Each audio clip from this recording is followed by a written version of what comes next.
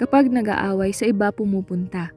Isa rin talaga to sa dahilan kaya nasisira ang relasyon at nauuwi sa hiwalayan kasi sa tuwing nag-aaway ay sa iba agad pumupunta imbes na sa asawa o kasintahan makipag-usap. Halimbawa, dun ka pupunta sa kaibigan mo na ka-opposite sex. May chance talaga na mahulog ang loob ninyo sa isa't isa kasi kayo yung palaging nag-uusap sa tuwing may problema. At kung sa pamilya mo naman, dun ka pupunta at magsusumbong ng inyong pinag-awayan. Hindi nasira ng asawa o partner mo kasi magiging one-sided lang sila. Sa isang relasyon, dapat matured kayo pareho kasi kung hindi, hindi talaga kayo magtatagal.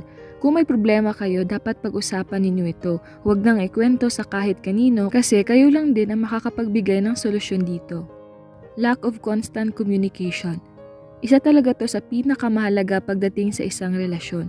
Kung hindi kayo palaging nag-uusap sa mga malalaki o maliliit na bagay gaya ng kumusta ang araw nyo, talagang malalayo ang loob ninyo sa isa't isa.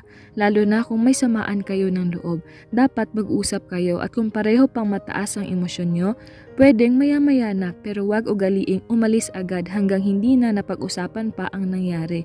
Dadagdag lang kasi yan sa future away ninyo hanggang sa susuko na ang isa, napagod na. Kahit nga sa pamilya, mahalaga talaga na palaging nag-uusap kasi dito nyo mas maiintindihan ang isa't isa. Huwag palaging cellphone ang hawak kapag nasa bahay. Maglaan kayo ng oras para pag-usapan kung paano kayo nagsimula at kung ano ang mga future plans ninyo.